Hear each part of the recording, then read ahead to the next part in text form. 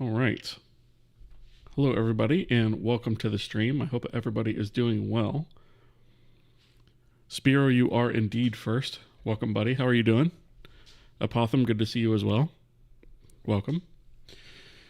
So today we're going to pick up with more editor stuff, including actually starting to split out some of the editor state and setting up some commands that are going to power the editor under the hood. So that's sort of the next step with this whole process. So just to review the last stream, we actually got our scene serialization working.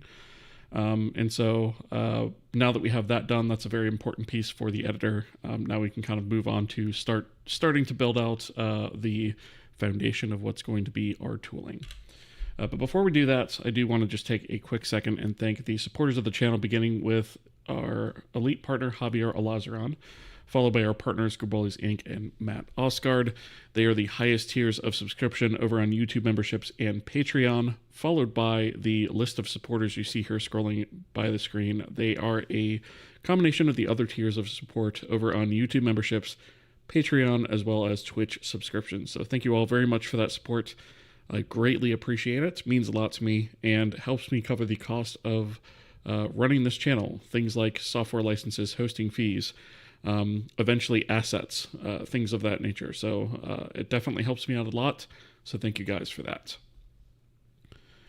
And of course, I would be in error if I didn't give a large shout out and thank you to all of you guys, the viewers, whether you're joining us here live on the YouTube side, the Twitch side, or if you're catching the VOD after the fact. Without you guys, this project and thus this channel would not exist. So thank you guys for being here. I appreciate each and every one of you. Navy Me, good to see you as well. How are you doing tonight? Hope all is well. Okay, so with that, I just kind of want to talk about what we're going to accomplish tonight. I already kind of glossed over it in higher detail, but essentially what we need to do is if we actually take a look at our application state. Let's see, actually, yeah. So if we take a look at our application state, we actually have some editor stuff in here. And actually some of this stuff needs to be moved around a little bit. So we should probably kind of take a look at that. There's a few things in here that we don't necessarily need to be in our sort of application state proper, as it were. So what we're going to do is we are going to create a new state that is going to be the editor state. And all of that stuff is going to be completely separate from our application state. And so what we're going to do is we're actually going to, in the game library, we're going to create a new folder called editor. And that is where all that stuff is going to live. And then I guess we could just do, for now, we'll do editor.h and editor.c. And so in editor h, we'll do obviously pragma once,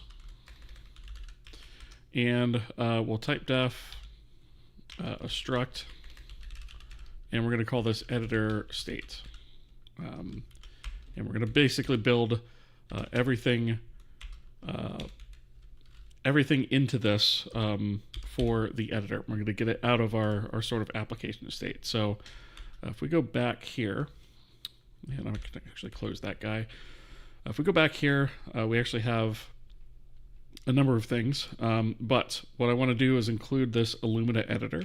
So we're actually going to, actually, I guess I don't need to grab that here. Technically speaking, because we can have builds without the editor, right, is what I'm thinking for that. I wonder if it's worth if-defing everything out for the editor. Or just simply if-defing the parts that access it. I'm going to go with option B for right now. So the first thing that we have here is obviously this selection list. So we're going to go ahead and take this out of here. and put that here as our first thing. And we're going to include Illumina types so that we've got that. And then what we're going to do over here is we are actually going to copy this if-def block and come up here above our application state. And we are going to forward declare struct editor state. And then down here, where we have this empty block, we're going to have struct editor state pointer, and we're just going to call that editor, right? And so that's basically what's going to either allow or disallow our access to the editor. So when we go to build a release build, if we're referring to this anywhere, it's gonna fail and give us an idea of that. So we've got that. We have a couple things here that are sort of in a debug build that don't necessarily need to be. These should probably be, let's see, debug console states. I guess that's fine to leave there. Debug grid is fine. Editor gizmo and using gizmo, those two things should really be part of the editor state. The editor camera itself, as well as the movement speeds for it, should be part of the editor state. Right? We can kind of organize this a little bit better later on, but we just kind of want to move things around a little bit here, just to sort of organize it a little bit better. So let's see, we have a world camera, UI camera, cutscene camera. I don't even think we're using that. In fact, I'm going to delete that. And then we also have a editor key map here. So we're going to take that and put that over here as well. Let's see, console key map. So console key map, console is actually for the debug console. So that actually belongs down here in debug. So global and world, that makes sense to keep there. K camera or current camera makes sense to keep. Game mode should be fine, although the game mode, we should probably wrap this and if we should probably wrap that option in the editor, right? So that's only available when we are doing an editor build. Okay, so width height, that's fine. All of the standard UI stuff is fine. Zone state, context sensitivity state, avatar state, soundboard. Okay, I think most of the rest of this is probably going to be fine to leave where it is. Okay, so I'm happy with that. That is going to be the start of our editor state. Obviously, we're going to be adding a lot more stuff to that, but for now, that is the way that's going to work.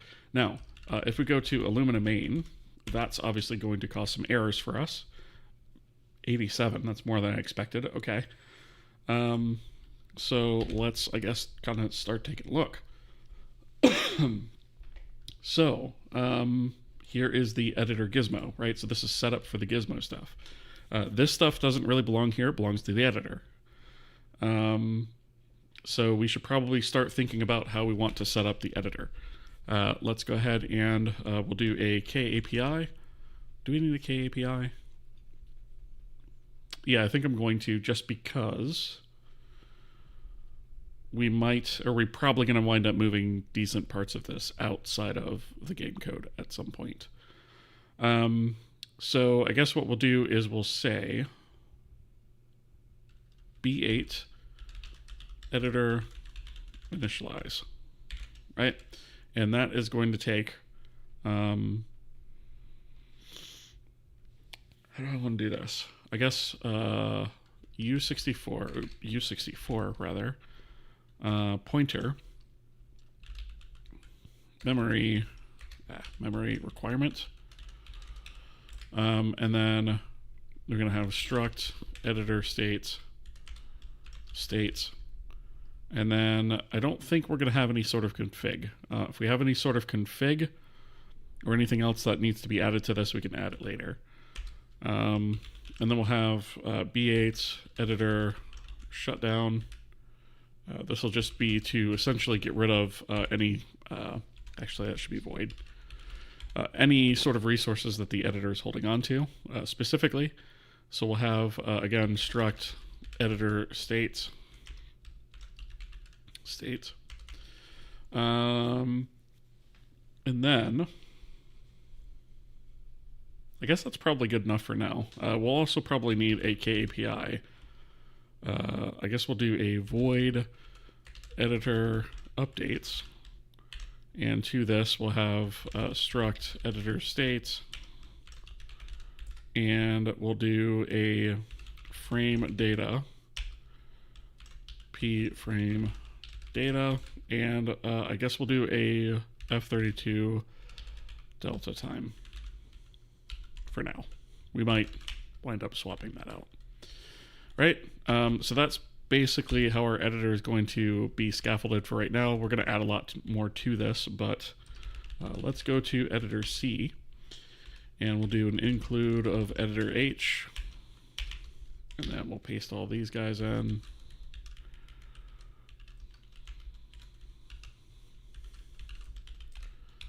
And one more. Right. So editor initialize is where this kind of thing belongs, right? So we'll have a gizmo, right? Gizmo updates, or gizmo creation rather. And this is also, we kind of had this here, right? But it really shouldn't just be debug. It really should be nested under a ifdef Kohi. I think it's Illumina editor. Yeah. And F. And F. Right. And here we'll do editor initialize. And so we'll have to take a memory requirement, right? So we're going to do U64, U64 rather, memory. I guess we'll do editor mem requirements equals 0. And then we'll go ahead and call this. So we'll say the address of editor mem requirements. And then the editor state for this time, we're going to pass in null, right? Which actually I'm going to start using knull just to be explicit about that. And then, oops. There we go. So the next thing we'll do is we'll say struct, actually we'll do application state, app state editor, and we're going to say that's calc type. Actually, we can't do that. We're going to have to do kallocates. We're going to do editor memory requirements, and then memory tag. Do we actually have? We don't have editor in here. So I'm going to put this. I'm going to tag this under game for now, with a to do.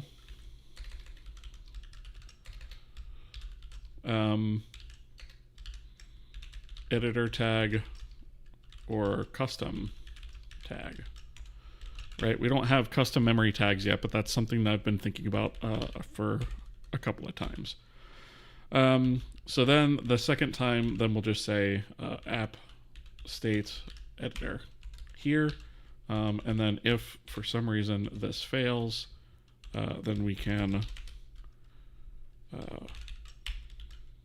failed to initialize editor. And then I guess we'll return false.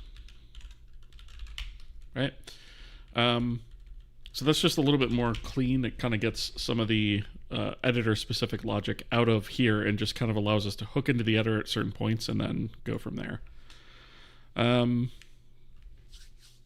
Let me see. Luna Moon, how's it going? Good to see you. Welcome. Trying to configure Emacs, and I have one question to all Emacs users. Do you guys really like fighting Emacs to make it work as you want? Yeah, I haven't used Emacs long enough to answer that question, so that'll have to be up to chat. Apotham says he got tired of fighting Emacs many years ago. Not looking forward to writing an editor for my game engine. Never done it before. Not really good at UI things. Yeah, so I know this is gonna sound goofy, but we're actually gonna avoid a lot of UI work wherever possible. We're going to keep the editor UI as simple as possible and try to unify everything under as few controls as possible. What I don't want is some huge, rich, overly complex UI for this editor. I want to keep it as simple as possible. Elects, you're still awake from my last stream? Dang. Dude, if I did that, I would not be coherent whatsoever. That's definitely the case for me. So, hats off to you. I couldn't do it, but yeah. I don't know how you do it, to be honest. All right, so editor gizmo. Let's see, what is this bleating about? Oh, we don't have the logger installed, or included rather. So let's just change that. Okay, and then we'll do return true. Okay.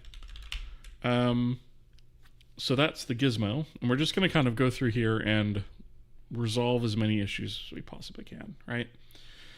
So here is some more editor stuff, right? This says, again, debug only, use the same view properties, blah, blah, blah, blah, blah, blah, blah. And it's under the debug only. So this technically should have been grouped up here with this, where this other stuff was. So we're going to put that in editor initialize as well. So we're going to get that out of here and put that under here. And we're going to get rid of the debug only thing. And let's see, so we need that include, and then this is just going to be state. Okay, and then we have world VP rect. So that's what that's based on. So where is that actually created? That's created here, which is kind of hard-coded for now. We can reconfigure that later. So I'm just going to copy pasta that here. Use... Oops, what does the rest of this say? Different starting position rotation. Yeah, that's fine. Okay. So we've got that. All right, so let's see. What's the next bunch of errors? So we have application updates. And so that's within the current scene. If there's a scene loaded, then we update the gizmo. So this one, I think we can actually cut this one out and put this under editor update. And what we can do is tie in, even though we don't have a current scene or any of that stuff here, we can actually tie in our editor update here into the application loop. So I'm going to do this first, actually. So we're going to say if def Illumina editor. Then we'll do editor update. And so that's going to be app state editor. And then frame data is provided to us already. And then delta time. Ooh, delta time. Do we not have that? We might not. I'm going to do away with delta time for now.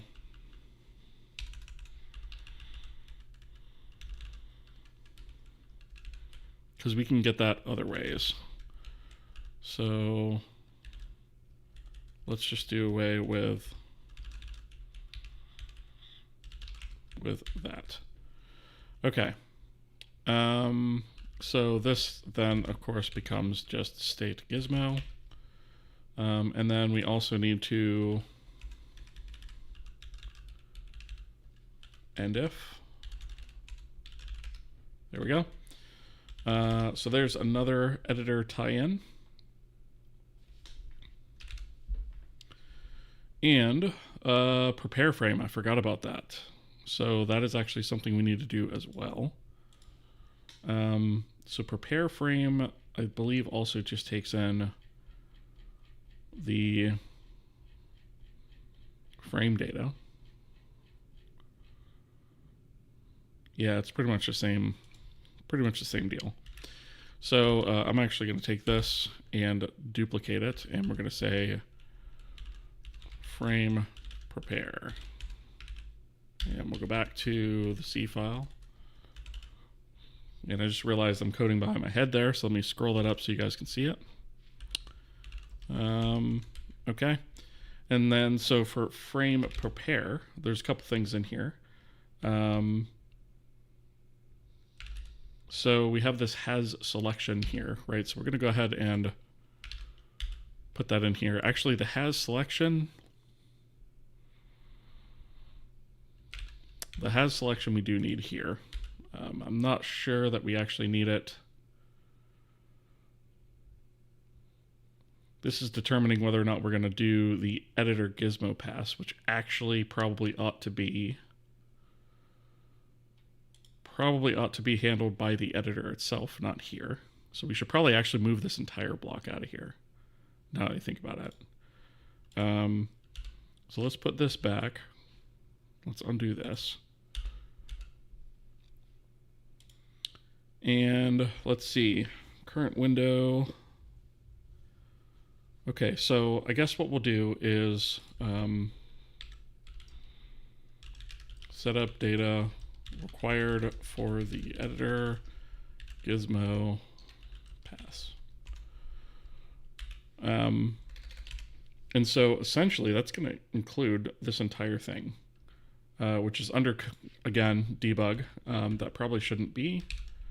So we're going to grab this, come down here, clip all that out of here, put it in here. And then we're going to get rid of the scope because we don't need that. And then we can do a editor frame prepare here. So this should actually be Illumina editor. And then we'll do editor frame prepare. So we'll do app states editor and then pass through frame data. Okay, so that's the editor update, right? And that's end loaded level, which actually, why do we only do that if, I'm going to put a to-do here. Actually, I'm going to move this out of this. We want to do that regardless of whether we have a level loaded or not, because there's going to be other things about the editor that we sort of need to update every frame. Let me see. Had like a 1.5 hour nap, but not enough to not feel tired. Did wake up right at the beginning of the stream. Oh, fair enough. Yeah, I mean, I've struggled with insomnia in the past, so I do get that, but just be careful with that, right? Sleep is super important to be able to focus and critically think through this stuff and a lot of stuff in life in general. So just be careful with that. I did that a lot in college, actually. I stayed up and didn't sleep very often in college because I was having to pay for my college as I went. And you know, I had times where I worked overnight, a night shift, and I would basically go to work and then leave work, go to college, go to classes all day. And then for a while, there was a period of time where I would actually leave classes go back to work, and then work all night again, and then go back to class, and then finally come home and sleep. And that insomnia pattern that I basically built into myself took me about 4 to 5 years to actually undo. So, word of caution there. Try not to do that too much if you can help it. Let's see. So, do we actually need... I guess we could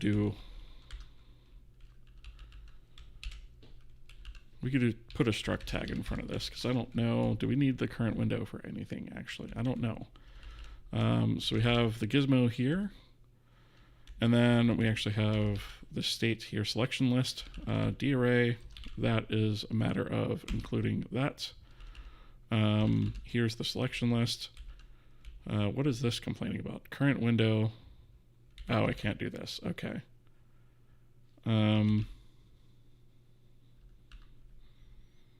Where is...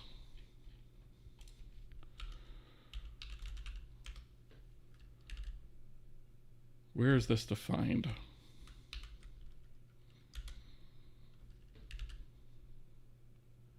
Platform. Okay. So we need to do include platform H.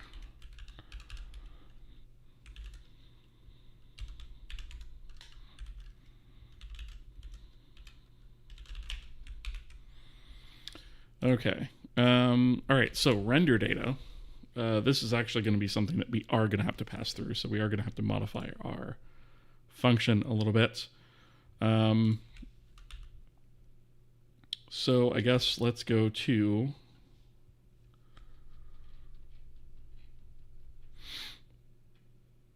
Let's see. Render data is Illumina render data. So,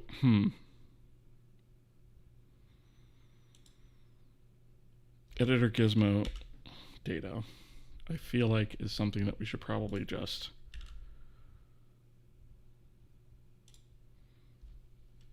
make this or move this somehow. But I guess I'm going to do this for now. So let's just pass that instead. So we can do this.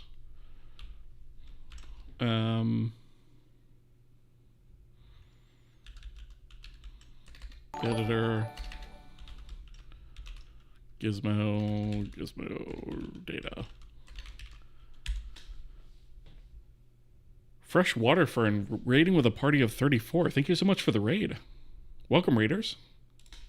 What did you get up to on stream? How's everybody doing tonight? Let me do a quick shout out.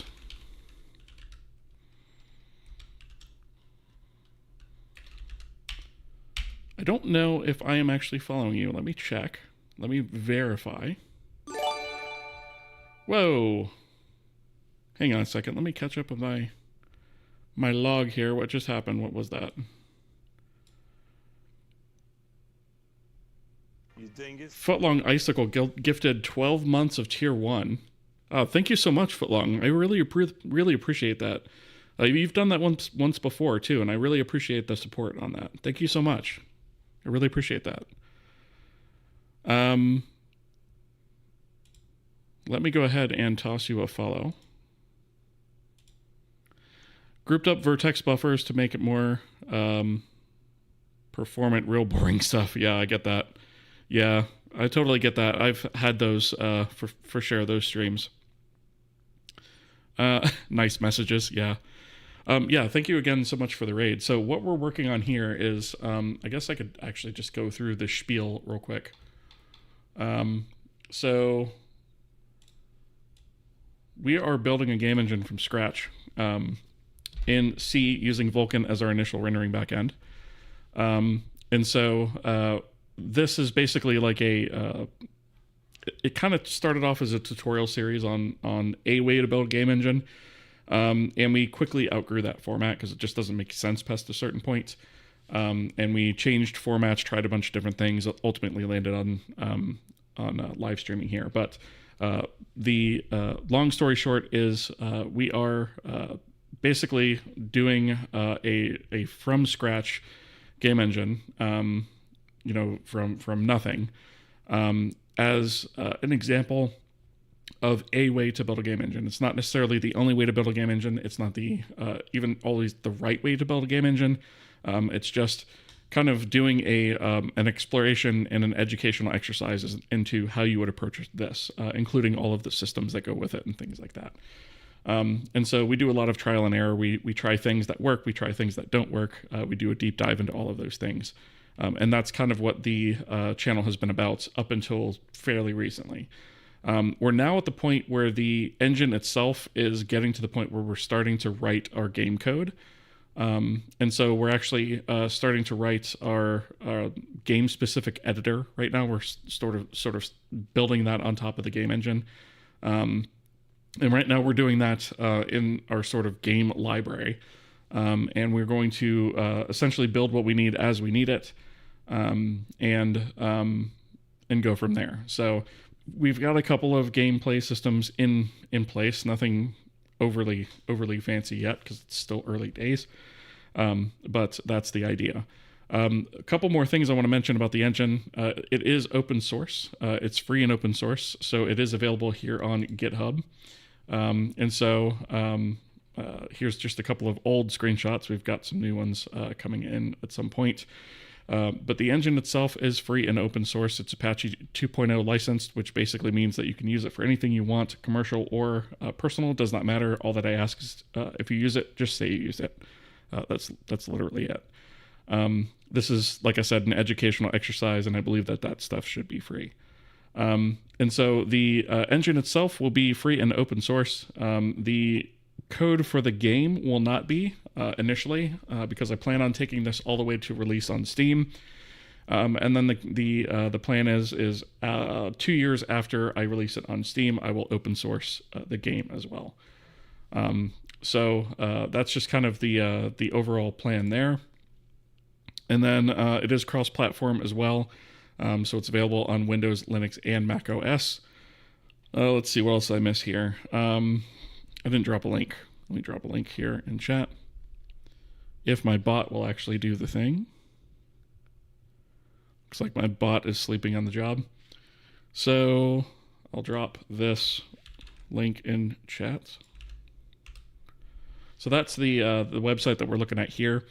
That's what that exclamation Kohi is supposed to do. Looks like my bot is sleeping on the job tonight. But this is the main portal for the website. It'll take you to here where you can find out a little bit more about it. YouTube, Twitch links. We've got a Discord server with about 1,000 people on it. All of that stuff. The game itself, sorry for the flashbang, is called Shadows of Illumina. It's a 3D isometric action RPG is what we're building. And so we've got quite a bit of design that we've actually put in here.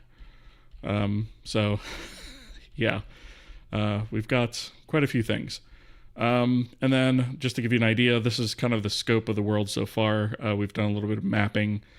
This is not complete either, but just to kind of give an idea of the world that we're looking at creating, this is about the size of that so far. We've also done a little bit of lore writing and stuff on stream as well. So yeah, it's basically this whole project is basically being done on stream. There are some lesser interesting parts that I do off stream, but I try to keep as much of it on camera as possible. So yeah, right now, like I said, we are actually separating out some of our editor state stuff from our application states, and starting to scaffold all the systems that we're going to need for our editor. Let me catch up with... Were you inspired by Casey Muratori? Yes, in fact, I actually put that here. Right on the homepage. Inspired by Handmade Hero. So, yeah. Let's see your buffers, please, right? Seen that article about next-gen graphics API that's been making the rounds recently. Really sums up my frustrations with Vulkan DirectX 12. That article. There's a lot of articles about that. I'm not sure if that's. I'm not sure which one you're referring to. Feel free to link it. Gonna go finally get a meal though. Be lurking. I appreciate that. Really appreciate the raid. Thank you again. Okay. Once had a class on building a game engine. Hated it. Learned the most in that class compared to any other, except my Android dev class. Kudos to you, and even more for making it open source. I appreciate that. Thank you for the kind words there. Yeah, I'm kind of trying to make the resource that I wish that I had when I was trying to learn how to do this stuff is the goal. Yeah, I'm going to have to check out, Fern's channel for sure. That's the weird thing is like Twitch doesn't always recommend like the best stuff to me. So sometimes there's like people out there I have no idea that they even exist and they're doing really awesome stuff. So could learn a real programming language though. What do you mean by that? You drew the things too. What do you mean by that over there on the YouTube side? Which things? All right. So, where we were with this was we were basically trying to create this sort of editor wrapper, if you will, that just contains and manages states. And so we were in the middle of actually doing the frame prepare for the editor that was responsible for telling the renderer how to handle that pass or to handle it at all, frankly. And fill out that data as needed. So we have this render data that comes in. So that's going to be the editor gizmo data. So I actually need to go to here. And we'll do editor gizmo pass render data. And actually I'm going to say gizmo pass render data is what I'm going to call that. And so if I go back here, I'm just going to rename this to that. And then down here, we can just do, actually, I think I can just do, move this over so I can see the name. Probably going to have to do a find and replace on this because there's quite a few of them. So let's do render data arrow editor gizmo data dot. Replace that with gizmo pass render data arrow globally. There we go. Okay. Did that work? Yes, it did. Except on this one for some reason. So gizmo pass render data do pass. So whether or not we're going to render the gizmo depends on whether or not we have a selection, right? If we don't have a selection, we're not going to bother rendering it. Okay, so current camera. That's interesting. So if we have this, so we use the current camera for this, which we don't actually have access to here, and we probably shouldn't. We probably should use,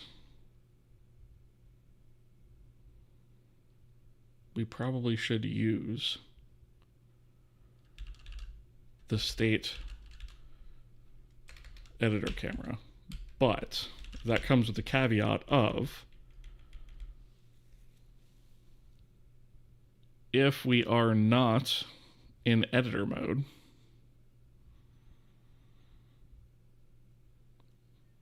within the scene, then we should not do this also. So we should say has selection, and we need some sort of way to query or to at least say, hey, this is what current mode we're in.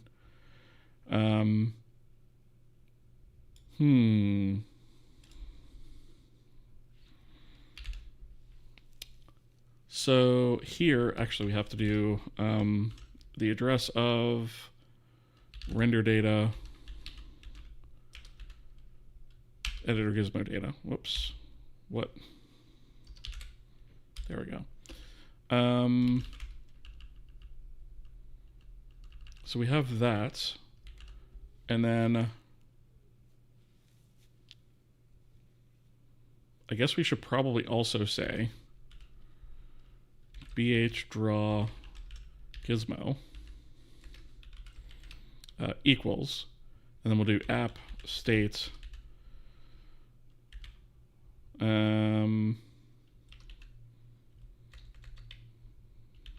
mode equals Illumina mode. Actually, did we just call it game mode? Editor. There we go. So we can also pass this, I guess we'll do here. So there's two things we're going to want to check for that. We'll say draw gizmo here. We're probably going to want to roll that into a struct, because that's already becoming a lot of properties, which is kind of annoying. B8 draw gizmo. Right, and then here we can say do pass has selection and draw gizmo, right? And then here we should actually just, instead of doing has selection, we should just do gizmo do pass, right? So if the do pass is true, then we should go ahead and actually perform the stuff that we need to pass. And what that means is that if we are in this current mode, then the camera will always be correct, right? So draw gizmo will go here. And then we don't have to worry about which camera we're doing here. We don't have to worry about the current camera. We can always just say we're using the editor camera to draw this. Okay, so this is just going to be state gizmo. Okay. This is just going to be states again. I think a lot of these are going to be just removing the app. Found it. Okay. Ooh, Sebastian Altonen. Okay. No graphics API. Oh, I did see something on Twitter about this. I just didn't get to click into it and read it because I saw it was pretty long. Okay. I have the tab open now, though, so I will read that. Thank you for that. She's into maker? Is that game maker? Is that, I'm not sure what you mean by that, Footlong. I'm not sure what GEH maker is. Maybe I'm missing context there somewhere. Alex NK Dev is asking, do I build my own engine? Yes, I built it from scratch. Yep. In C. All right, so this is not going to be current camera. This is going to be editor camera now. And then this is going to be the same thing. Editor camera. Oh, we had that in a lot of places. Editor camera. Let's see. So states.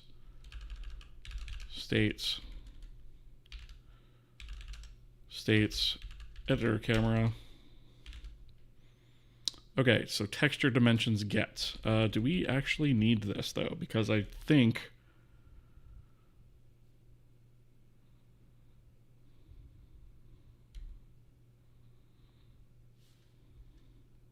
we don't actually need that anymore. Okay.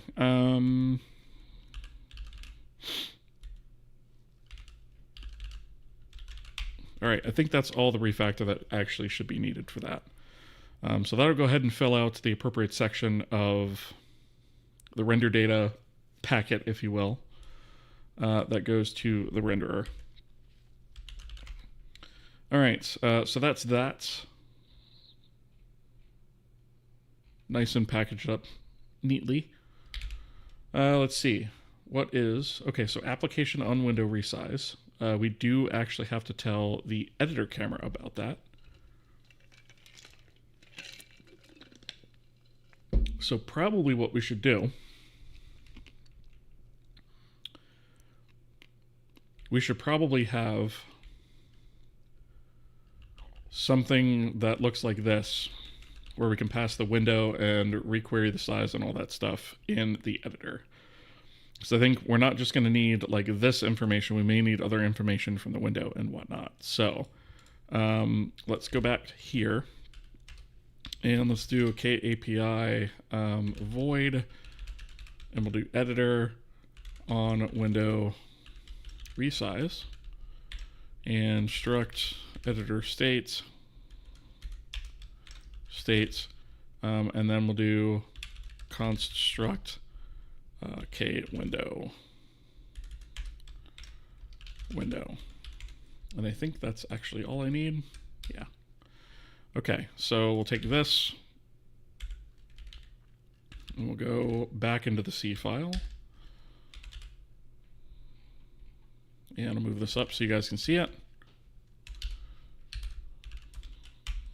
Right, and now essentially I can just move over what I need here. So I'm going to keep this logic, keep a copy of that over here.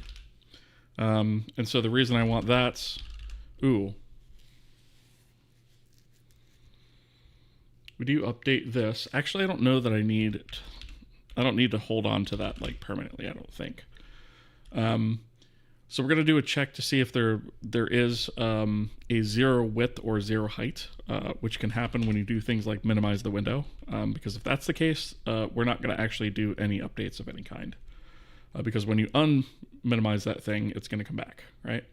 So we're going to take this,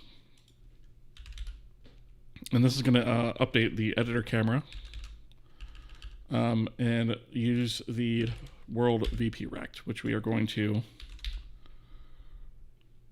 regenerate here. I'm just going to delete that comment. And let's see, this is going to be based off of window width and window height, right? There's no need for us to store that states. The application's already doing that for us. Okay, so this, instead of Kohi debug, we're going to do Illumina editor. And then here, we're going to change this to editor on window resize. We're going to pass the address of app, or actually, no, it's just going to be app states editor, and then we're going to pass through the window. Right? So there's that.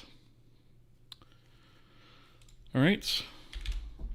69 errors left. It's a good number. All right, so this is all key map bindings, which is actually, that explains why there's so many errors. So key bindings are all going to have to be moved to the editor. So we have this setup key maps, and I think I'm probably going to keep that structure as well. So we're just going to do, let's see, we have setup key maps. That's going to take care of a lot of them. So I guess let's go ahead and we'll do this. We'll just say editor setup key maps. That way we can just plug right in to where we need to be. Right, so that's just going to take the editor state is all we're going to need for that. Move this up. That is basically going to be all of this stuff. Boom. In fact, let's get rid of the scope. We don't need that anymore. And this is just going to be state editor key map. And let's see, do we need...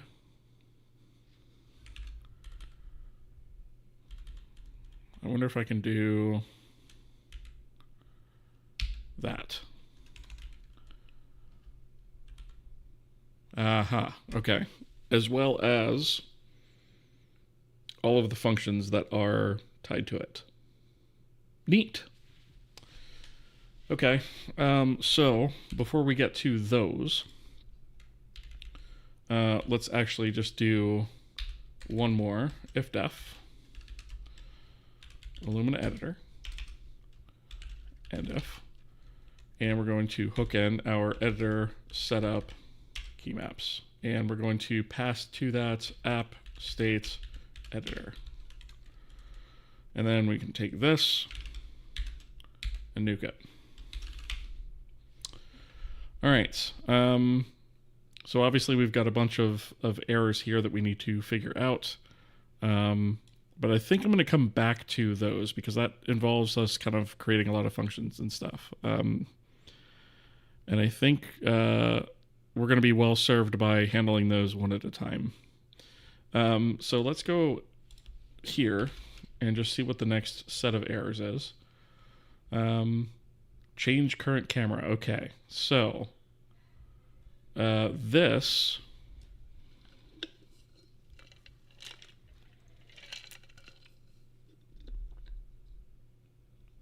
is going to be highly dependent on whether or not we have an editor build or not. So this is one of those things that I'm saying if def Illumina editor. Right, and actually that's going to include this else if as well. All the way to there. Right.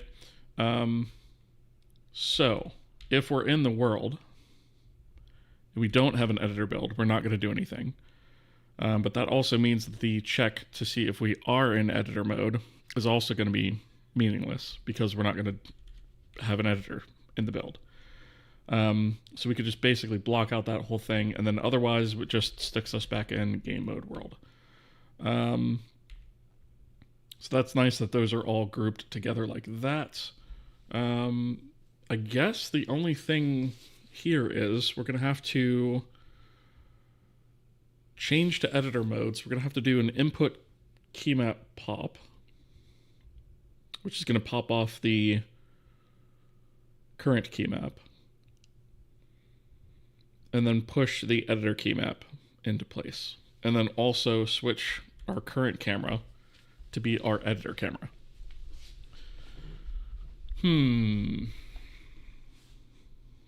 So that means that we need our editor camera to be accessible. And I don't think... I guess I could just do that for now. Same thing for... Oops. Same thing for here. We might want to think about moving this to editor logic. But we're not actually gonna have like this be part of game mode for all that much longer. So I'm not really concerned about moving this just yet. Okay, so now we're into all of the callback functions that are tied to all these key map functions. I'm pretty sure that's most of what is going to be remaining. So there's some that we'll be able to move over directly, and then some not so much.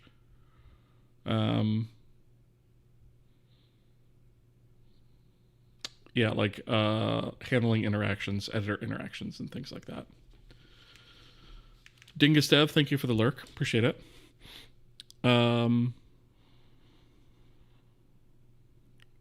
Is it Robro Sailor? How's it going? Welcome. First time chatter, welcome. Not sure if I pronounced that correctly, but, you know, I try. Let's see. Okay, so this stuff, this is all input event stuff that actually needs to be fed over to the editor separately. Same with this game on button stuff. We've got a lot of stuff in here for selection and stuff. So, okay. So I think we're going to have to, like I said, we're going to have to tackle these one at a time, I think.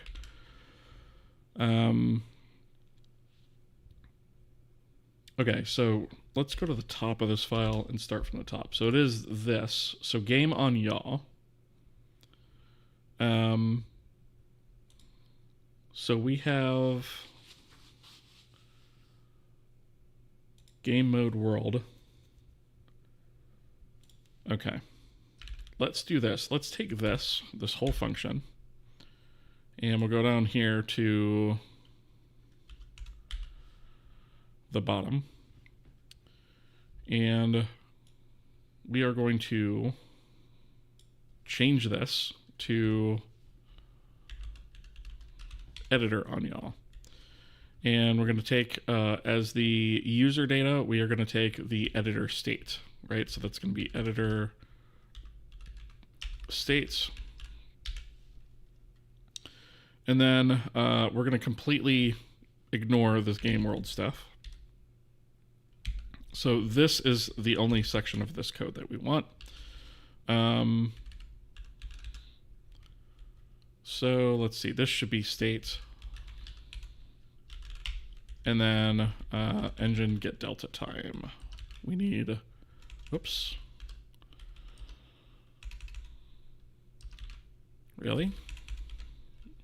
I'm surprised that that doesn't, okay. Include core engine. Wait a minute, where is that? Oh, you know what? That's because it's not part of engine, is it? You dingus. I think that's a private function here. It is. Let's put those in as well. That's a private static function. So we'll do that. Get this because it grabs from the timeline. So we'll put this, I don't know, here. Thank you for the follow, by the way. Appreciate that. Singy, good to see you. Oh, you're asking if I drew the things on the map. No. So this is... Well, I'm going to have to refresh the page, looks like. I'll bring it back in just a second.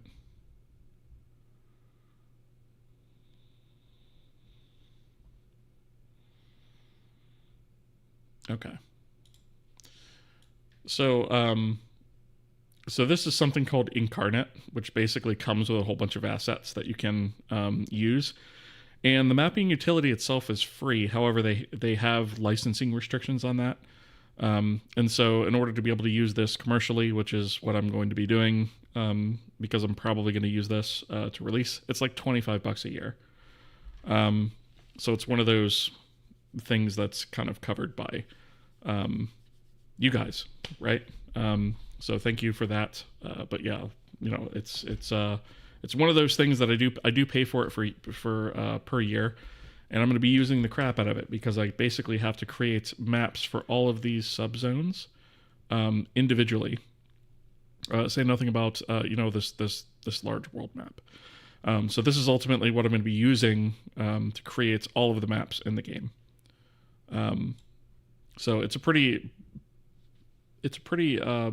awesome bit of kit there, for sure.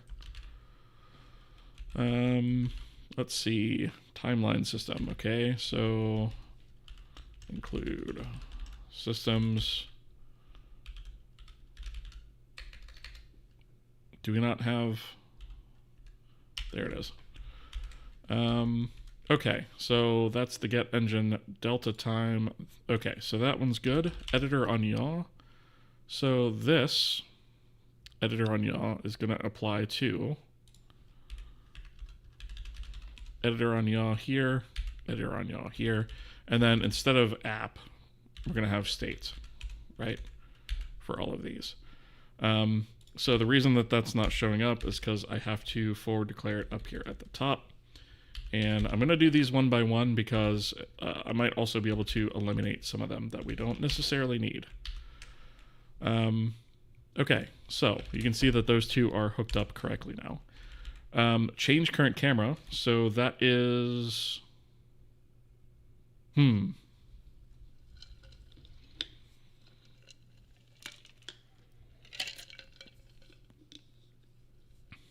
That one...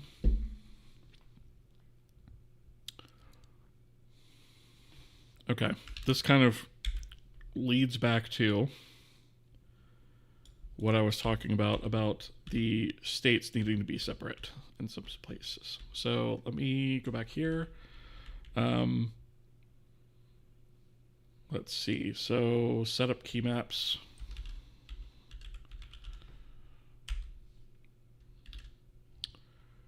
Where we did this, we're also going to have to do one here because we need this particular state, right? So this is going to have to be app. And then, whoops, editor key map. Don't we have, oh, it should be editor key map. And then change current camera, right? So unfortunately, this is one of those places where this kind of crosses over between like what the editor is doing and what the game state is doing, which is why the way that we change between these two is going to be changing. But for now, we'll just solve that problem by moving that over there. So this is, actually, I'm just going to say this is a hack. Deal with moving from editor mode differently than using game mode. Right, so we'll have to figure that out. But for right now, I'm good with just leaving the hack in. Okay. So with that, we also have the on yaw, which wasn't that. Yeah, this is actually. Okay, so those were the left bindings. These are right bindings. So actually, these are fixed too. Right, so states and then state. Okay. Then we have on pitch, which is going to be another thing that we're going to have to move. So let's go to the definition of that. I'm going to grab this entire thing down here to the bottom. And we're going to call this,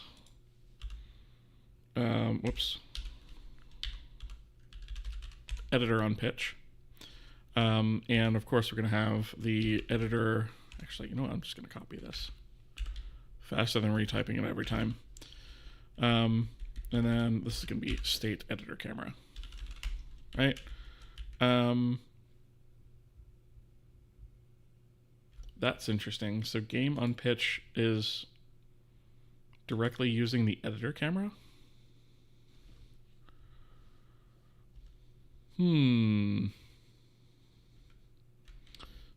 Okay, that is interesting indeed.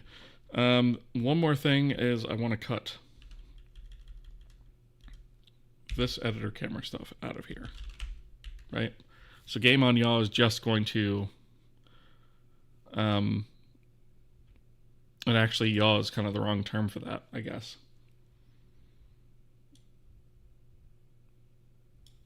We'll have to rename that. But that's what turns the player left and right in world mode versus turns the camera left and right in editor mode. Pitch, we don't actually, I don't think we have an equivalent. We don't have an equivalent in world mode. So that we can just completely get rid of. And so this here, this is going to be editor on pitch for those two, states. And of course, this is bleating because we don't have this defined at the top.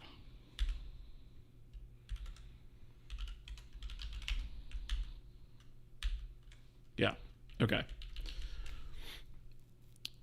Appreciate how you communicate what you're working on. Yeah, that's been a goal of mine, is to like give a sort of stream of consciousness what I'm thinking as I'm doing it, because I feel like that's probably the most valuable thing. At least that's what I've been told also. Because I feel like what a lot of programmers do when they're streaming, or especially in tutorials, is they just kind of code and they don't really say what they're doing or why or what they're thinking. And to me, that's not as valuable, right? So that's why I try to do that as much as possible. Sometimes I'll sort of freeze for a second while I'm thinking about something, but Usually I try to talk my way through it as best as possible. Okay, so movement. We do have all of these. And then we also have render modes, which we don't set in normal game mode. Those we could probably take out completely. Yeah, I'm thinking those we could probably take out completely. So set render. Oh, here they are right here. Hadn't scrolled quite far enough. So I'm actually going to take all of these and set gizmo mode because those are all relevant to what we're doing, and gizmo orientation. I'm going to take all of these out of here because those do not apply to that main file anymore. So I'll paste that here, and then I'm actually just going to grab these one more time, go to the top. Actually, no, I'm not. I lied. I have to rename these first. Editor. Editor. Editor.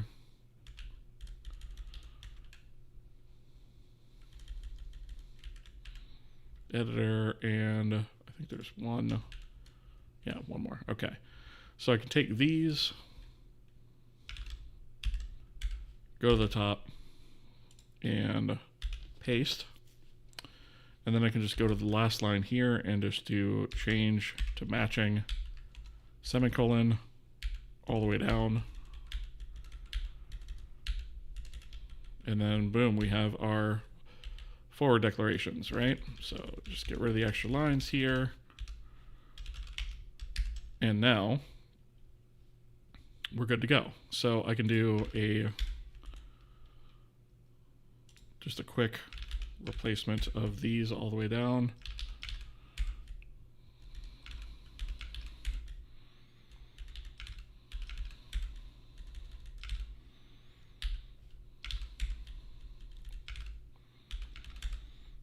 One more, I think. Well, Footlong gifted 12 months of tier 1 to Sergeant Pepper. Thank you so much for that support. I really, really appreciate that. Thank you very much for that. Sergeant Pepper, how are you doing? Fellow dinguses. Diamond, good to see you as well. How have you been? What were you up to, Sergeant Pepper?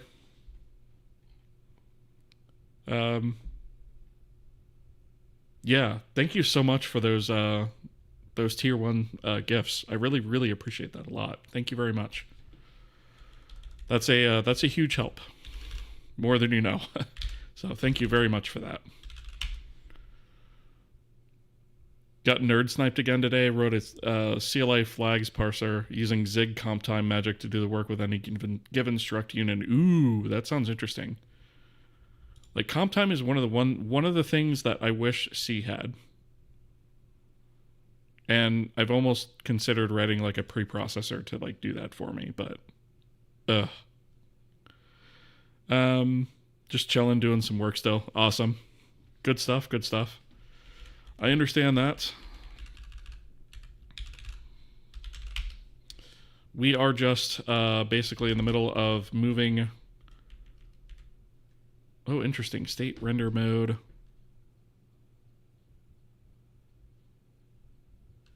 We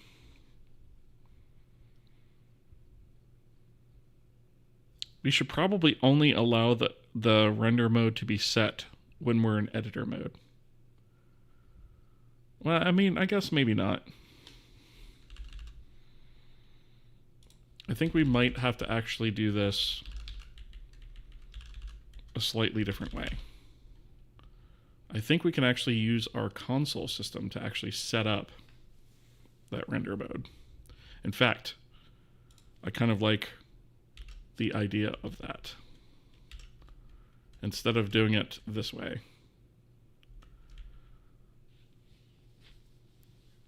You can write your own comp time for C to generate a C file. Yeah, that's kind of what I was thinking, Diamond. and I could write the comp time for C in C to generate C. Becomes a little bit of a exhibit meme, right? What do you plan to allow in editor mode? So in editor mode right now, the way that I'm thinking about it is editor mode mostly revolves around a scene or a particular scene that you have loaded up. And so you can load and unload scenes. Obviously, the basic things that you should allow is to be able to move things around in the scene. Translation, rotation, scale. And we already have all that set up. Obviously, being able to save the scene, being able to create a new scene, being able to import models and other types of entities into the scene would be a big deal. Speaking of importing, it might be nice to have some sort of drag and drop feature where I could just drag in like an OBJ and have it essentially import, add that particular entry to my asset manifest, and then load it in the scene. But yeah, we're kind of a ways off from that, but that's kind of the goal. Macros are evil. I mean, I've used them to do some pretty crazy stuff. There's a competition for C macros and obfuscation. Yeah, I mean, I have a love-hate relationship with them, right? I was thinking about emulating comp time for hashed strings in compile time, right? Because like that is one thing from C++ I do miss. And like if I were to ever switch to a C++ compiler, that would probably be the thing that would make me do it. But if I can get away without actually having to do that, that'd be better. One time had to go through a TensorFlow source code to figure out a bug. And that has C++ templates and macros together. Oh. I mean, C++ and macros, like C++ templates rather, and macros is just like, you look at it and you're just,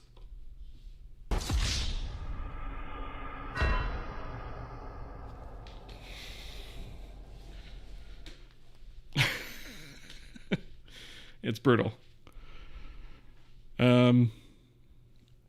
Yeah, I know you can use the Zig compiler to do that too. But the thing is, it's like that's another dependency, right?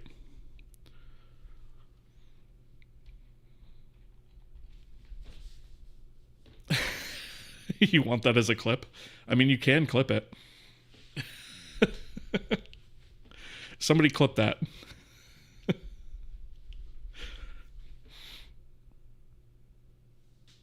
Technically, you can drop one dependency, Clang for Zig.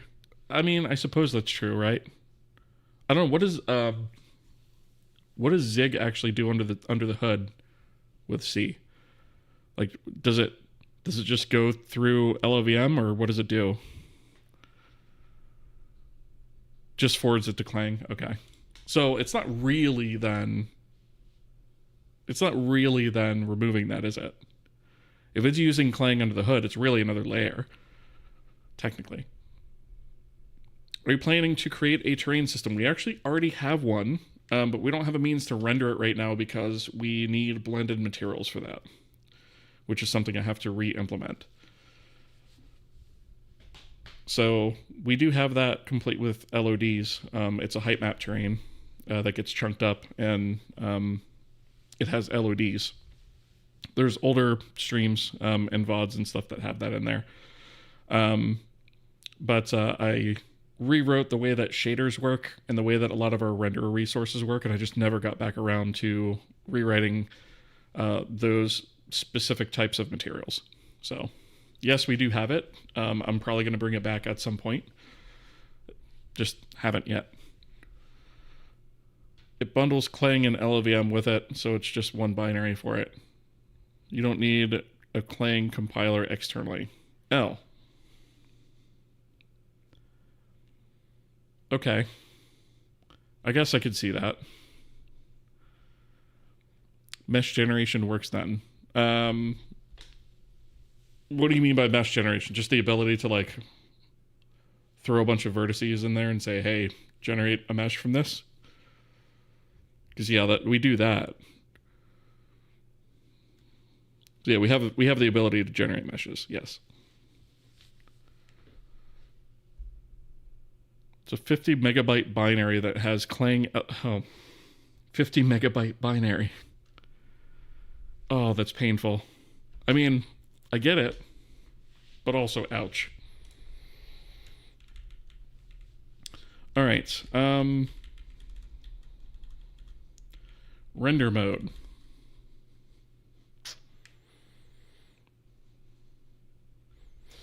I'm going to handle this differently. Render mode is going to be handled differently because I do want it to be stored in the game state, but I only want it to be changeable through the editor, right? Like if you open up editor mode, that's the only way I want it to be changed. For now. Other than as a console command, right? So I think what I'm going to do is I'm going to have the editor forward the request to have this done through our console. So let's see, game unload scene. So actually we're just going to redo that. We're going to take this here. I can actually just do this. So all we really need to do is say, why is this not working?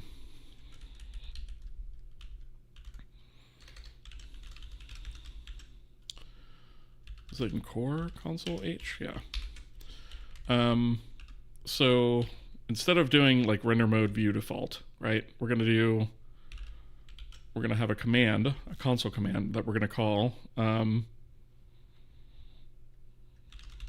render mode set.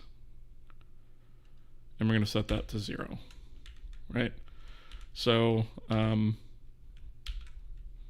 actually, I'm going to leave this in here just in case we change our mind. But essentially, so that's going to be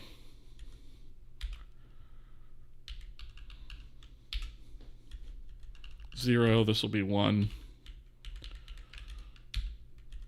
And then this will be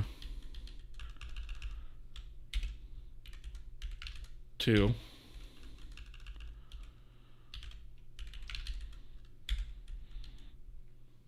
This will be 3.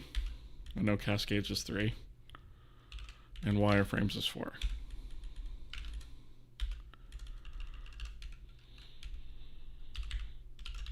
Right. And then what we're going to do is we will set up a console command register. Here we go. Game register commands. We're going to register that command here. So let's take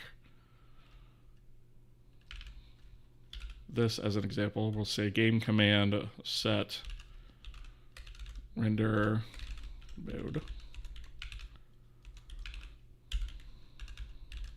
Come down here.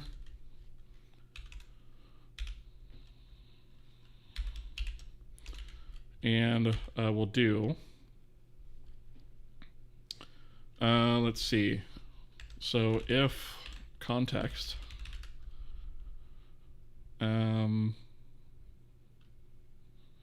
wait, command context, wait, what?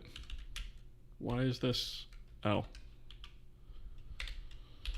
that would be why. Okay, context, argument count, right? If context argument count equals 1. We should have 1 and only 1 argument. Then we're going to do a string to U32. And we're going to say the string is going to be context arguments sub 0. And the thing we're going to write out to, I think, is actually, we could just write to it directly. It's going to be the address of.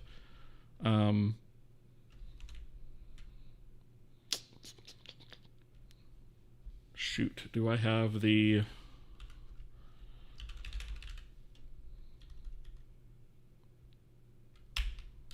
I'll have to set up the command listener as the application. Yeah, so I'll have to do this. Okay. So I need the app state render mode, which is AU32. Why is this bleating?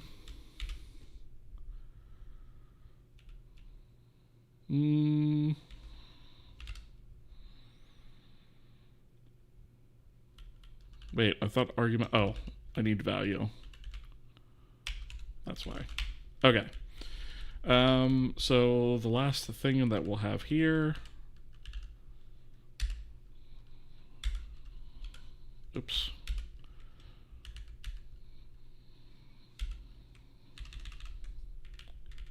The last thing that we're going to have here is...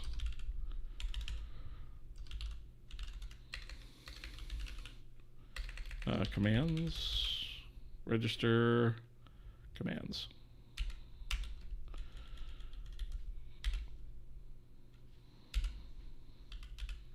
Put that there, take this,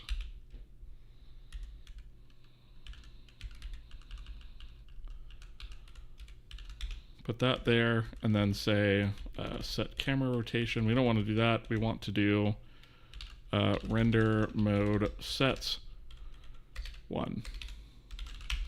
And what that's going to do is anytime we type render mode set space number, like what we have over here, it's just going to trigger that function. And then unregister commands is basically going to do the opposite of that. That is so that we handle hot reloads gracefully. So we just need to do unregister and then remove all of that stuff. Okay. So we've shifted those commands over to the editor without actually having to like move where the render mode state is. Okay, so what that means is that we can actually come over here and we'll change all of these to editor, and we'll change all of these to state.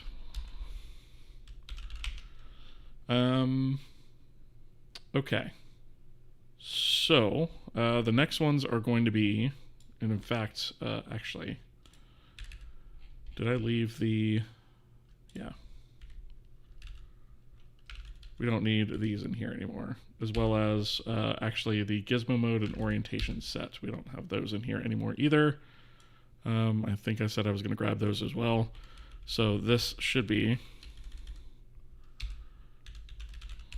editor for all of those, and then state. Okay. So it's really just the movement stuff that I have to do. Getting close to the point where we'll be able to build here again shortly. So let me see. Let me just make sure. So move forward, sprint forward, move backwards, left, right, stop. I don't need the stop. I do need the move up and down though. Okay, so I guess I'll just take these for now. So I want move forward, sprint forward, backward, right,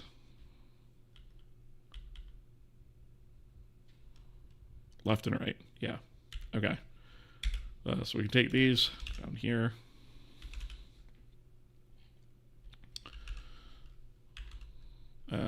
Editor. And essentially what we're going to do is just strip out all of the non-editor specific stuff and leave only the game logic, or only the editor logic in here. Okay, which for a lot of these is going to be most of it, right?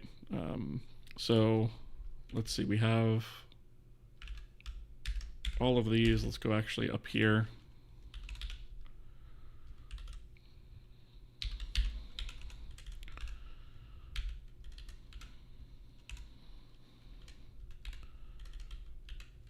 Okay.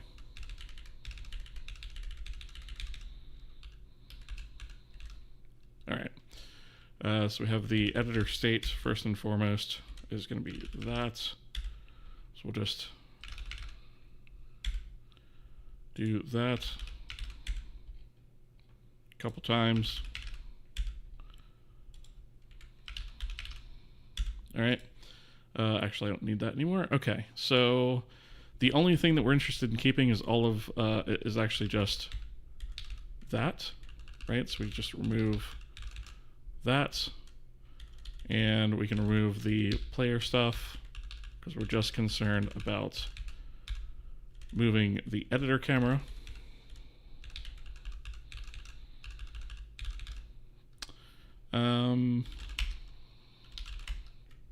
And then this is another one, so we can remove all of that.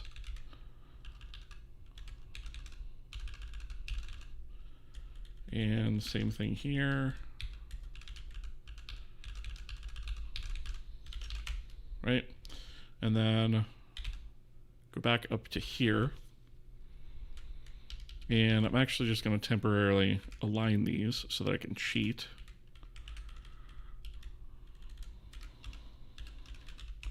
And do that. And then states. Same thing there. And then states. Okay, so move up and move down are the next ones. And while I'm over here in the game side, let's see. So this is only game world. So that's perfect. So this I just need to cut out. Cut that out. Cut that out. And you can effectively see how we're just kind of splitting these things appropriately. Error numbers are dwindling. Okay, so we had the move up and move down, which now that I'm looking at it only has editor stuff in it, so we can actually eliminate those entirely from the game file. So let's do just a quick rename. Editor, editor, change up the states. And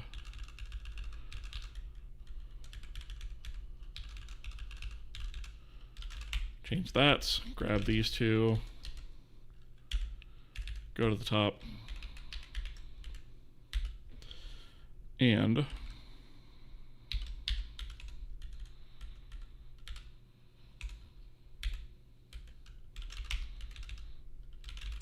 all right, so now we can actually just rename this and that, and then just do states, and there we go. All right. Oh, Hyper Game Dev over on the YouTube side. Looks like they raided in. I don't think I've ever seen that actually happen before on the YouTube side. Welcome. I guess it's the equivalent of a raid on YouTube. I'm a little bit unsure of how that works on that side. But thank you for joining. Welcome. It didn't seem to trigger anything on my bot though. So if you guys, how many of you are there actually? Let's see. It doesn't actually tell me that. Well, anyways, welcome guys. Appreciate it. Yeah, I guess YouTube does have raids because I just got this thing that popped up on the channel that said, you know, somebody and their viewers just joined. So I think it's like it's kind of like a raid on the YouTube side, I guess. I didn't even know you could do that, actually. RMK, how's it going? Good to see you. We are working on separating out our editor states, and laying the framework for all of our editor controls and features that we're going to need, by adding things like console commands in place that we can actually build stuff on top of that just calls that under the hood. Yeah, I guess so, Sergeant Pepper. Yeah. Imagine coding in C in 2025. That's what I like to imagine, because that would be amazing. Do it. There's nothing stopping you. Do it up.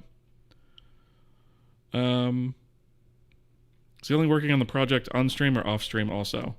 Yeah, so sometimes I do work off stream, but I always try to go over the changes on the next stream whenever I do that. So wherever we wind up sort of landing tonight, I'll wind up committing that stuff, and then anything that I do between now and the next stream we'll go over on the next stream.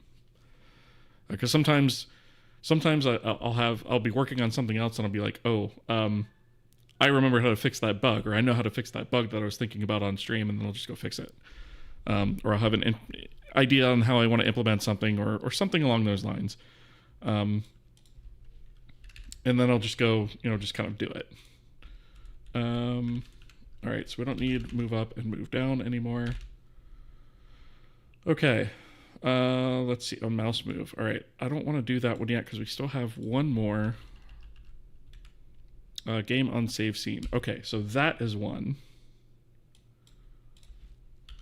Game on save scene. So that is one.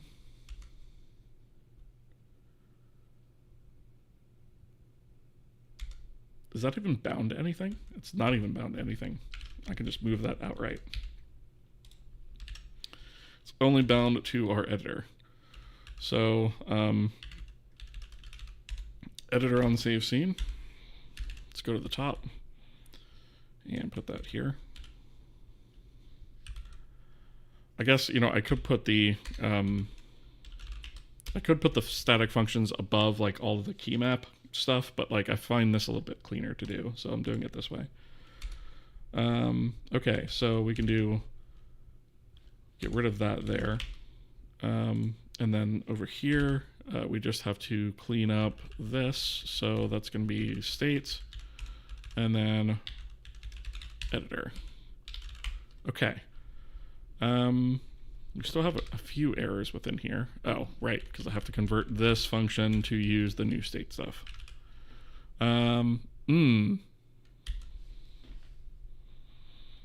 Okay, so here's something I hadn't thought about.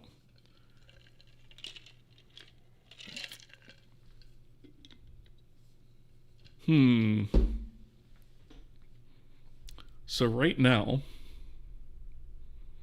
whenever we load up a scene, we actually load a scene from the context of a zone, right? So the zone owns a scene. More than likely, a zone is going to wind up owning several scenes, right? Because like, if you take for example, I don't know, the Verdane forest, right? There may be several parts of this that get broken up into different scenes as you sort of navigate around that particular zone. So, I'm thinking there's a possibility that it's not necessarily a one-to-one relationship. But the editor doesn't know anything about zones, and I kind of want to keep it that way. And so really what we should have is we've been using the zone states as sort of the single source of truth as to what's as to what's loaded. And I'm thinking we probably shouldn't do that. I'm thinking the editor ought to have its own scene that is loaded. And if we think about that a little bit further, we might also want to say, if we are in editor mode, the scene should probably be handled differently than if we're in play mode, right? So like when we go to play, we should probably clone the scene and then play off of that copy of the scene versus playing off of what's loaded in the editor. So that is something that we're going to have to fix. Reason being, perfect explanation for this is your editor copy of the scene is not going to have avatars in it, right? It's not going to have NPCs or monsters or players running around. Let's say that you've got different things that could be triggered or not, or shown or hidden or whatever, based off of the state of the current scene or the state of the game, where you might be able to see some of those things or not see some of those things in the playable states. You do need to be able to see them in the editor, right? So I'm thinking the editor, and this was a change that I was going to make a little bit later, but I'm thinking we might actually have to make it sooner rather than later, is we need to diverge the difference between scene owned by the editor and, that's currently being edited, and then scene in sort of play mode, right? And so when we transfer from play mode to editor mode, we sort of say, okay, this is the scene that we currently are in right now when we open up the editor. Let's load a copy of that into the editor. And then when we load from the editor, or when we switch from the editor back to play mode, we should reload that scene because it will have been loaded by, or potentially changed by, the editor. Let's see. I think we had 10 or 11. YouTube calls them redirects. It's weird and not well advertised. Yeah, I don't think I've ever seen that happen before. Like, I am going to... YouTube's, like, interface leaves some things to be desired, for sure. I am going to drop a sub on your channel, though. So thank you for being here.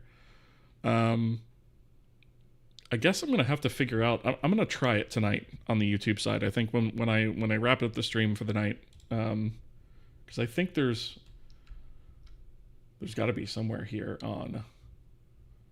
Let's see. There's end stream, but I don't know. It's not under there. Where do you find redirect? Because I haven't even actually seen redirect any, like, I don't see it anywhere on this interface.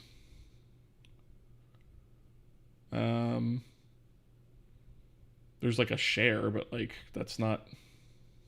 Oh, wait a minute. What's this? Nope. Pop out dashboard. Yeah, I'm gonna have to look that up because I don't actually know how to do it. It's in the edit section while you're on the live stream, then customization, and then... Really?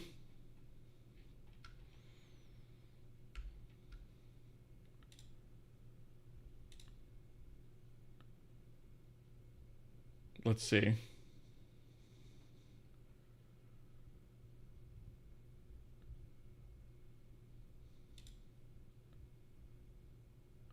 Add. Choose a specific video or video from other channels. Wow, that's like super buried. No wonder I didn't know it was there. It's like buried under 3 clicks, at least. Yeah, good job, YouTube. That's awesome. Okay, so I'm going to try that. For those of you on the YouTube side, I'm going to try that tonight and see how it works. If I can actually make it work, we'll see. And also, yes, a wild Spiro spotted. Okay. Actually, Spiro, if you are streaming when I end my stream, and you also are streaming to YouTube, I might send it your way. If I can make that work. Okay. So... this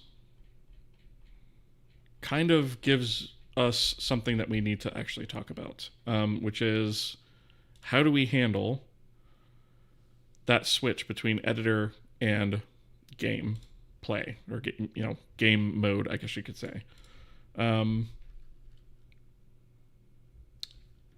Let's see. Should we? You know what? I should probably fix. We still have some other event handling here that still needs to happen. Like all of this stuff.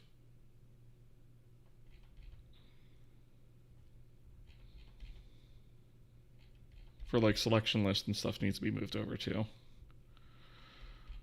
I guess we should probably do that because I think that's literally all the stuff that we have left. Okay, I guess let's go ahead. We're going to subscribe to those events as well. So game on mouse move. Oops. If I can type it correctly instead of typing it like a dingus. All right, so I think we're going to need these three. So I'm going to copy.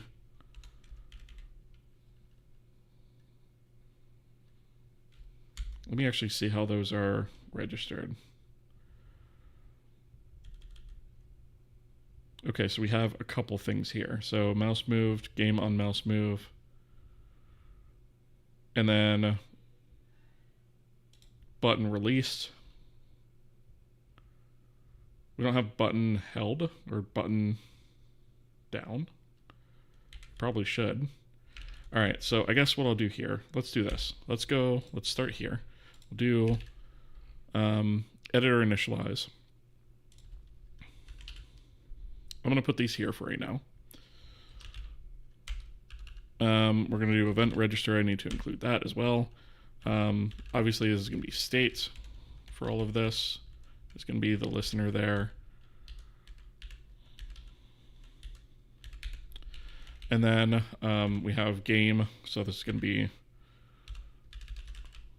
editor. All right, so we'll have those. And then let's see. So we need on button, on drag, and on mouse move. Okay, so these three. Okay. So I think these things are all next to each other. So I'm just going to, let's see. So that's mouse move, then on drag, and then we have a raycast compare, but that's to power the on button, right? So we need to organize that a little bit better too.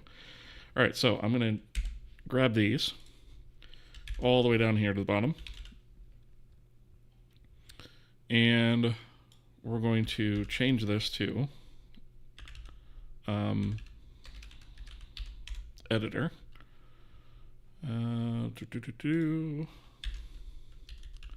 So editor, and then one more editor. Okay. And then what we can do is I'm going to strip out all of the editor logic out of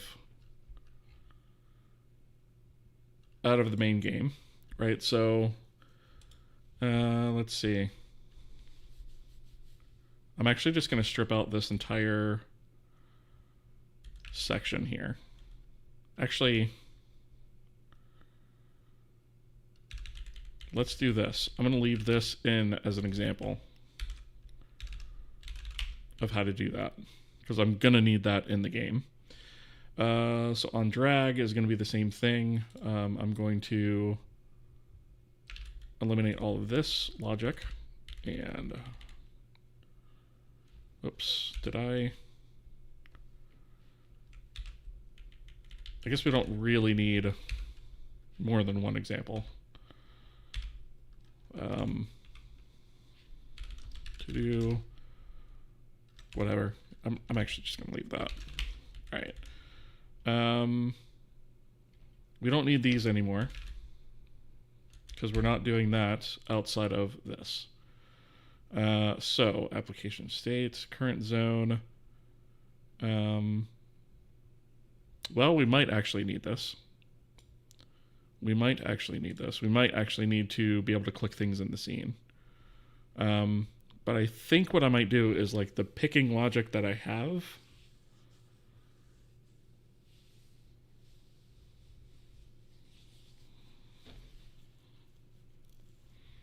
I feel like that should be way simpler to do than this, right?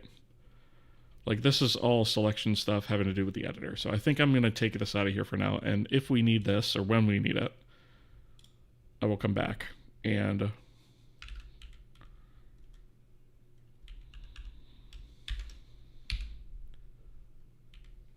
add it, right? So I'm just going to leave those as kind of stubs for now. I think that that should be fine. It's probably going to bleat about some of this stuff not being used, but that is fine. Okay. Let's see. So resource types apparently we don't need anymore, and K-sort we don't need anymore. Actually, give me that back. I am going to need that over here.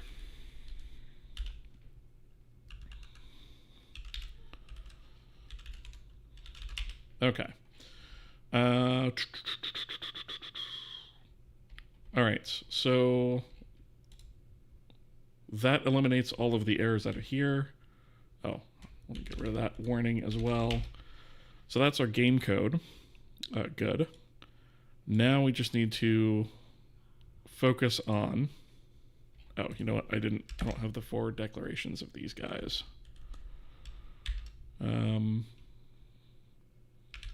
So let's go up here, grab that, and grab that. Paste this here. Oops. Change to that. And then one more here. And get rid of this. Oops. That. Okay. So actually all of our bindings should be good. The only other thing that we're going to have to do now is adjust these functions to actually work properly. I'm going to leave a note here, by the way. Scene, I should say editor owned scene versus game owned scene.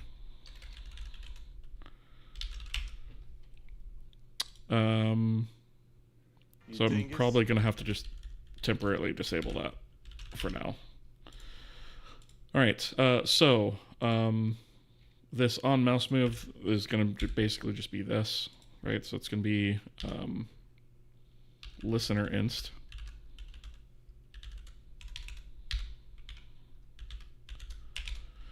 Remove that. Remove that. Okay. I don't really need that. Okay, so current camera. So this is all going to be editor camera. Editor camera. Okay, so that's the mouse move. Simple enough. I'm going to need this again down here. Again, we don't need to worry about that. Actually, we probably... You know what? We probably need to have like an editor state. Because I can actually... Well, let me think about this for a minute. If we don't register for these until the editor is actually up and running...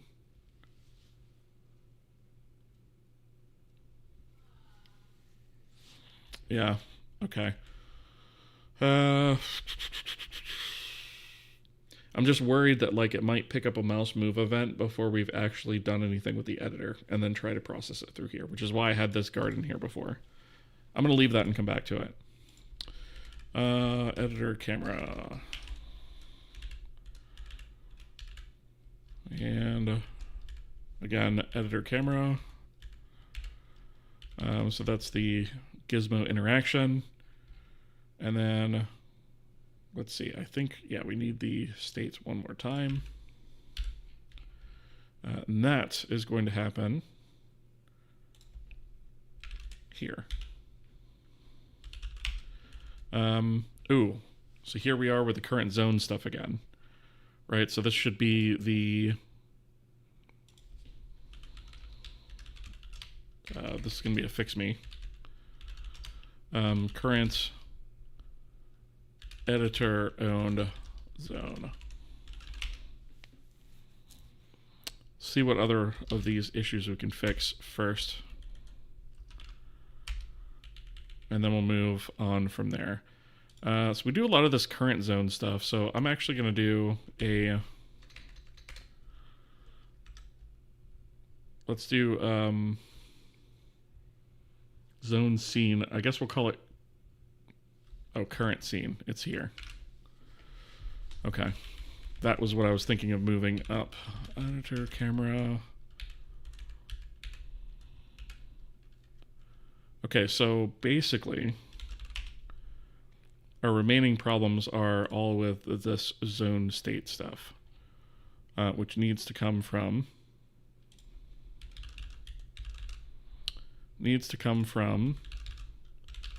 the editor state, not the game state, not the zone state. Okay, so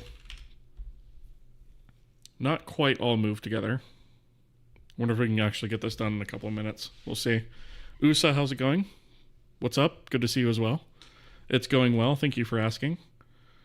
We are just sorting out separating out our editor logic from our main game file, just to start actually scaffolding a proper editor here. And that's kind of the first step, is splitting those things apart.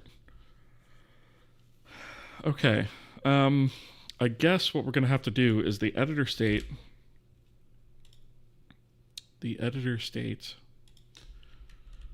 is going to have a Illumina scene, and we can actually just do a forward declare on this one. So we'll say Illumina scene,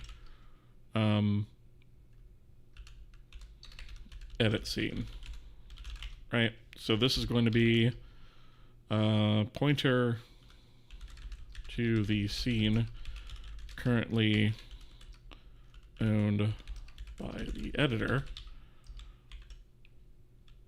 not necessarily the scene owned by the game code currently. All right, so we'll have the edit scene there, and I think what we'll do is we'll just rely on a hack to actually set that for now. So we're going to say, instead of current zone, we're going to say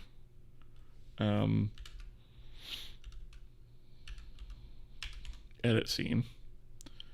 And then this is obviously going to be state edit scene.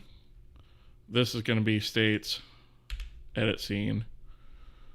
So we'll remove that fix me from there. And then let's see, we have the state running thing that we also need to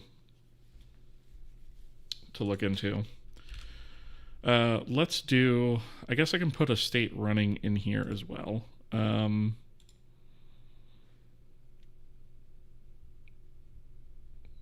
do I want to do this? Because initialize here is probably too soon.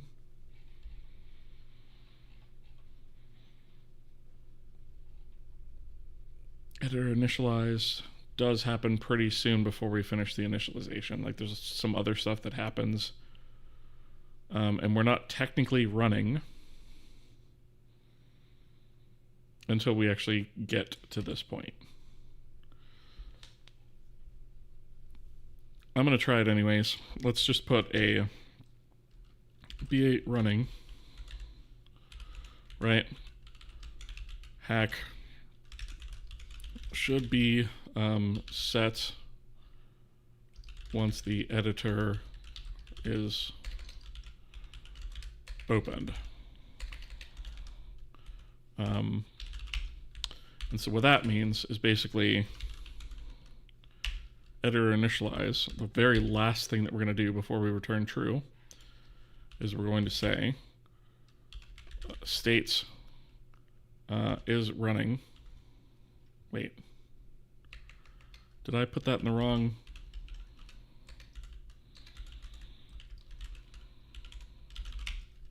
Where did I put that? Editor state, oh, is running.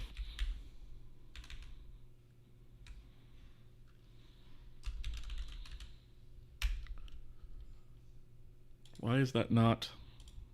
Am I missing something here?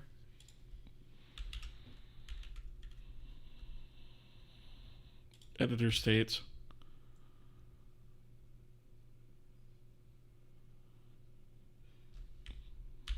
Huh?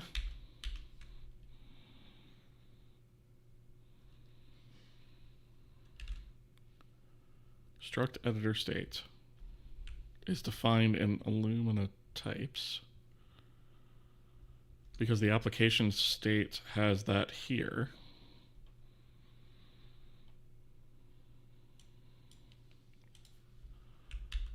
But then we also have,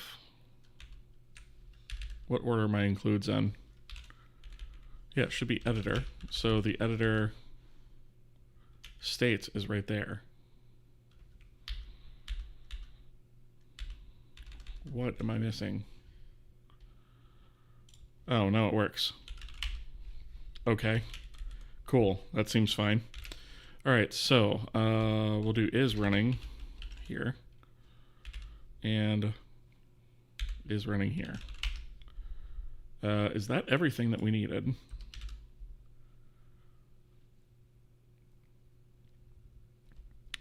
Unused variable global color buffer 87.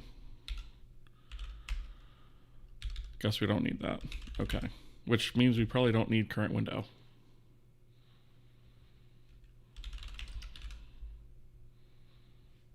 Right. Okay. Illumina main.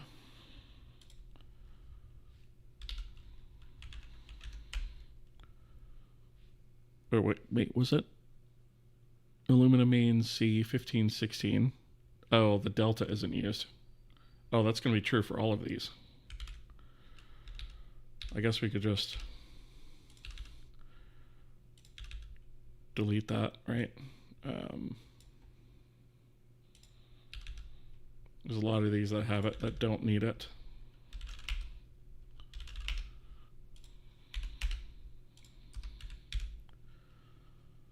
Uh, 1748 and 1749. These aren't used. Okay, drag button. Okay, I'm just gonna comment those out. Okay. This is probably gonna segfault, but let me try and run it anyways. Because I'm sure I've missed something with all this moving around I've done. Yeah, not surprised. State. Editor setup key maps state. Did we not call? Did we not call?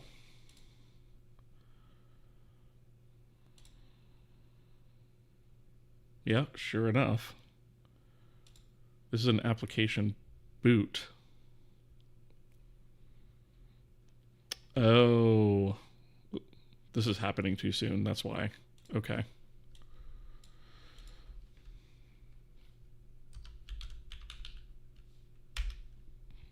We are doing setup key maps here.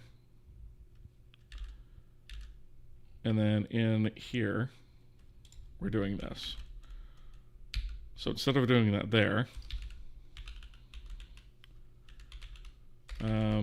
oops, we'll do it in here, in initialize, which happens later in the application cycle. So we'll do it right after editor initialize. In fact,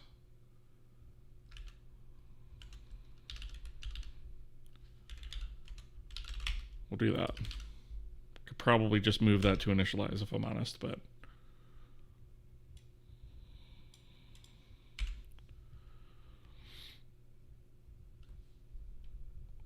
out gizmo mode. Okay, that's got rubbish in it. So what are we doing here? Oh, right. Yeah, I know what the issue is there too. I forgot in an editor initialize, if not state, turn true. And the reason for that is because first thing we do is gather the memory requirement. So we say memory requirements equals size of editor state.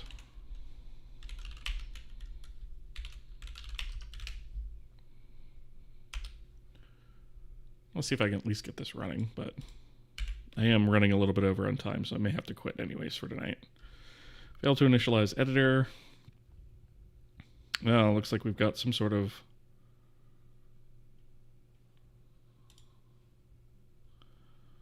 app initialize. Okay. Where did the fallout from that happen, though? Failed to initialize editor.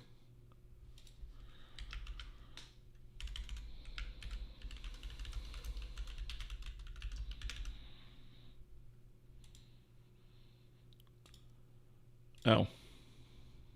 Derp. 295. Wait a minute. I need this one, 295.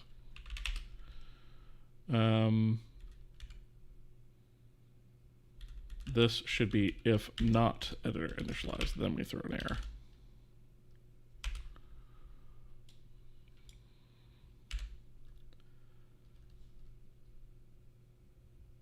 Is that Klondike over there on the YouTube side? Audio is cooked? What do you mean by the audio is cooked? It doesn't sound good? Is it just my audio, or is it... I should say, is it just your audio, or is it like the whole stream? Hey, it looks like editor mode works. Cool. What happens when I click something? Anything? Okay, so our gizmo's broken. That's cool. But that's something I can fix. So at least now it kind of runs, and we have the editor mode versus the game mode actually working. So that is good. I think this is a good place to actually stop. I do have work early in the morning, so it is late for me here, unfortunately, so I'm going to have to end. But I'm going to try the whole raid thing. So audio sounds fine. Okay, I appreciate it. All right, I'm going to find somebody to raid on the YouTube side and the Twitch side. I'm going to try and coordinate this so it happens at the same time. Let me see. Let me see if I can find that stupid button again.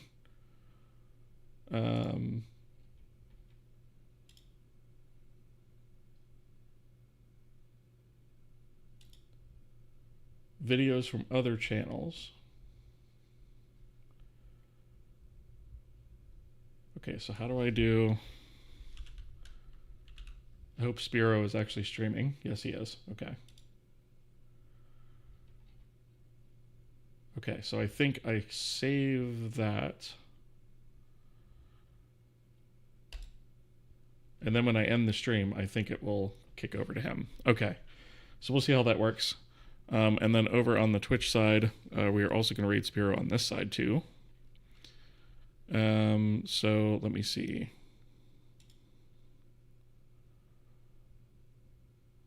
This is actually a good test to see how it works from both sides. Okay.